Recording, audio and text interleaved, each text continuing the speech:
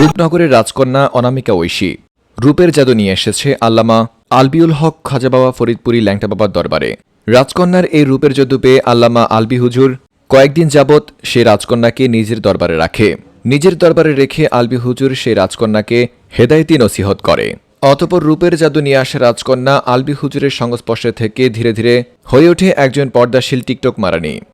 গান, নাটক এবং অভিনয় ছেড়ে ধীরে ধীরে রূপনগরের রাজকন্যা ঐশী এবং খাজা বাবা আলবি ফরিদপুরি শুরু করেন ইসলামিক টিকটক ভিডিও। এক গোপন ভিডিওতে রূপনগরের রাজকন্যা নিজেই বলেছেন, আলবি হুজুর এবং রূপনগরের রাজকন্যা তারা নাকি আসমান জমিন সাক্ষী রেখে বিবাহ বন্ধনে আবদ্ধ হয়েছে। যদিও পরে রূপনগরের রাজকন্যা ঐশী নিজে বলেছেন তারা নাকি বিবাহ বন্ধনে আবদ্ধই হয়নি। এজন্যই হয়তো মানুষ বলে কুত্তারল্যান্ড এবং টিকটকার দুটোই নাকি এক। কেন এক, এ ব্যাপারে বিস্তারিত জানাবেন টিকটক প্রিন্স সুমনের রিপোর্টে। হ্যাঁ, মেয়েটি রূপের জাদু নিয়ে এসেছে। রূপের জাদু নিয়ে সরাসরি চলে গেছে খাজা বাবা আলবিউল হক ফরিদপুরি ল্যাংটা বাবার দরবারে। দরবারে যাওয়ার পর আলবি হুজুর ধীরে ধীরে ধর্মের পথে নিয়ে এসেছে। এখন অনেকে আমাকে বলবে কেন আলবি হুজুরকে হুজুর নামে আখ্যায়িত করেছি। আচ্ছা, একজন আদর্শ টিকটকারকে আপনি ধরে এনে ধর্মের পথে নিয়ে আসবেন, তাকে দিয়ে পর্দা করাবেন, তার মুখে আল্লাহ রাসূলের নাম বলাবেন। ভাই, তাকে হুজুর বলবো না তো আবরারুল হক আসিফকে হুজুর বলবো? আপনারা এই কথাটা কেন বলছেন না?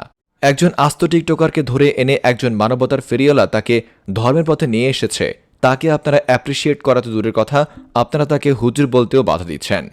ভাই, সে তো হুজুর না, সে আল্লাহর ওলি। শুনলাম এই আল্লাহর ওলি নাকি কোন জান্নাত নামের এক মেয়েকে এখন জান্নাতের পথে নিয়ে যাবে। যাই হোক, সেদিকে আগাচ্ছি না। আমাদের কথা হবে রূপনগরের রাজকন্যা ঐশী রাজকুমারীকে নিয়ে। গত কয়েক বছর থেকে একটানা মুজরা করে যাচ্ছেন এই টিকটকার রূপনগরের রাজকন্যা খ্যাত এই ঐশী। একই সাথে করে গেছেন নাটক সহ অভিনয় জগতের অনেক ধরনের কাজ। শেষমেশ আমাদের আলবি ভাইয়ের কাছে গিয়ে এই ঐশী ধরা দেয় একজন রূপনগরের রাজকন্যা হিসাবে। আলবি ভাইও সুযোগের সদ্ব্যবহার করে নেয়। তিনি তাকে ধর্মের পথে নিয়ে আসার নামে বিয়ে করে ফেলে। এখন অনেকে জিজ্ঞেস করবে, বিয়ে যে হয়েছে সেটা আপনি কিভাবে বুঝলেন? ওয়েট, কয়েকদিন আগে মেয়েটি একটি ভিডিওতে বলল তাদের নাকি অমুক অমুক তারিখে বিয়ে হয়েছে। সাথে ছিল তার সদ্য বিবাহিত আলবি হুজুর। যাই হোক, কথা এখান থেকে শুরু। এখন অনেকে আমাকে জিজ্ঞেস করবে, আরে ভাই, টিকটকাররা তো মাতাল, ওদের কথা কেন বিশ্বাস করেন? ভাই, এটাই তো সমস্যা। আপনাদের এই কথা বলার আগে আমি ওর কথা বিশ্বাস করে নিয়েছি, আর তাই তো আমি ঘুয়ের মধ্যে আছাড় খেয়েছি।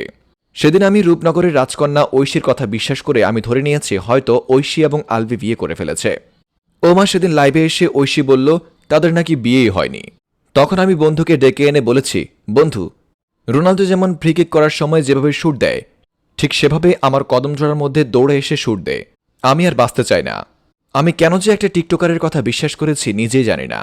সেদিনের আগে আমি অনেক শুনেছি কুত্তারল্যান্ড এবং টিকটকার দুটো নাকি এক। কেন এক সে ব্যাপারে আমি জানতাম না, কিন্তু এবার জেনেছি কেন এক। এই যে আলবি হুজুর এত কষ্ট করে একটা আস্ত টিকটকারকে ধরে এনে ধর্মের পথে নিয়ে এসেছে। আলবির বিভিন্ন পোস্টে আলবি ঐশীর পরিবর্তন নিয়ে নিজে বলেছেন, কিছু পরিবর্তন হোক আল্লাহর জন্য। ও বাইরে ভাই, এটা শোনার পর বিশ্বাস করবেন না আমি যে কতটা ইমোশনাল হয়ে গেছি। সেদিন থেকে আমি গিয়ে ঐশীর টিকটক ভিডিওতে গিয়ে ঐশীর মুদ্রা নাচগুলো দেখছিলাম এবং তার বর্তমান ভিডিওগুলো দেখছিলাম, আর ভাবছি মানুষ কতটা পরিবর্তন হলে একটা আস্ত নোরাফাতিহি থেকে আল্লাহর অলি হয়ে যায়, সেটা নিজের চোখে না দেখলে বিশ্বাসই করতাম না। ওমা, এখন দেখি এটা কি হলো, যে বেচারা তাকে নিয়ে এসেছে ধর্মের পথে তাকেই এখন বলছে সে নাকি বিয়েই করেনি। এদের এসব কথাবার্তা শুনে আলবি ভাইয়ের উপর খুব মায়া হচ্ছে। এই ভিডিওর মধ্যে জানিয়ে দেই, আলবি ভাইয়ের জন্য এক বালতি সমবেদনা। দোয়া করি এই মানবতার ফেরিওয়ালা আলবি হুজুর তার দরবারে আরও একজন রূপনগরের রাজকন্যাকে আনবে এবং তাকেও মানবতার ফেরিওয়ালা ধর্মের পথে নিয়ে আসবে। TikTok Prince Suman from news ভাইয়া।